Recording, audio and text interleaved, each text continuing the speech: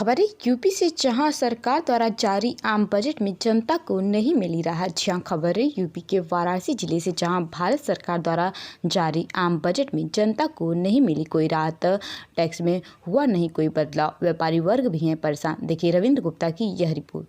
In collaboration with DRDO and other organizations through SPV model, an independent nodal umbrella body will be set up for meeting wide-ranging testing and certification requirements. Economics and pharmaceuticals, green energy and clean mobility systems have immense potential to assist sustainable development at scale and modernize the country's approach. For R&D in the sunrise opportunities change. The risks of climate change are the strongest negative externalities that affect industry, said at the COP26 summit in Glasgow last November. As enunciated in the Panchanga that he announced is an important reflection of our government's strong commitment towards sustainable development. The strategy opens up huge employment opportunities and will take the country on a sustainable development path. This budget proposes several near-term and long-term actions accordingly. Solar power. To facilitate domestic manufacturing for the ambitious goal of 280 gigawatts of installed solar capacity by 20. हमारे भी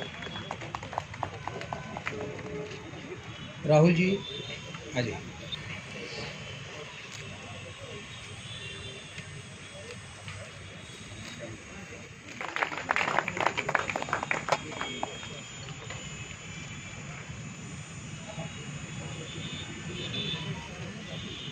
हमें अत्यंत प्रसन्नता है कि हमारे बीच हमें join करें और श्री मनीष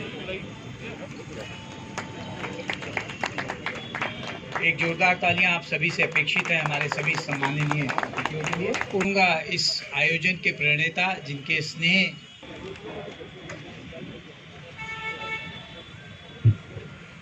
बहुत बहुत धन्यवाद जाजोदिया जी।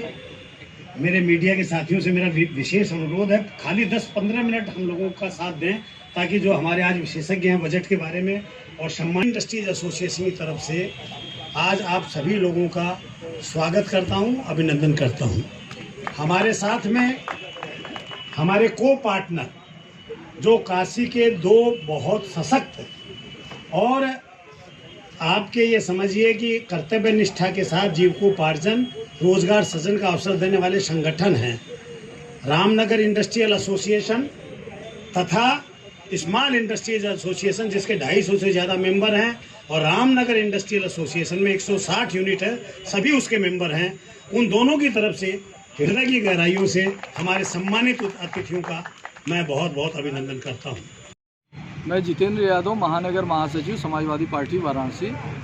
जितेंद्र जी, आज बजट पेश किया गया, कैसा रहा आज का बजट? देखिए, हकीकत में तो भारतीय जनता पार्टी की एक प्रकार से परंपरा हो गई है लोक लुभावन मन भावन बजट पेश करते। ज़मीनी हकीकत से भारतीय जनता पार्टी का कोई सरोकार नहीं है, न किसान से सरोकार है, न मध्यम वर्ग से भारतीय जनता पार्टी को सरोकार है। और यह बजट भी जो है एकदम से घोर निराशाजनक बजट है। इस बजट में मध्यम वर्ग को आशा थी कि उसके हित में कई महत्वपूर्ण फैसले लिए जाएंगे, उस आशा को भारतीय जनता पार्टी ने अपने बजट में ध्वस्त कर दिया। किसानों को आशा थी कि किसानों के हित में फैसले लिए जाएंगे, किसान भी निराश है। तो यह बजट जो है पूर्णतः जो है निराशापूर्ण बजट है।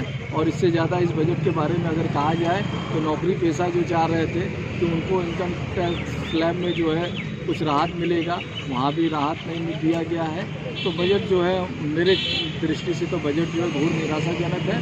चुनावी संदर्भ में अगर देखा जाए तो चुनावी संदर्भ में भी ऐसा लगता है कि भारतीय जनता पार्टी के हाथ पांव फूल चुके हैं। भारतीय जनता पार्टी न कोरोना संकट का सामना कर पा रही है, न चुनाव का सामना कर पा रही है।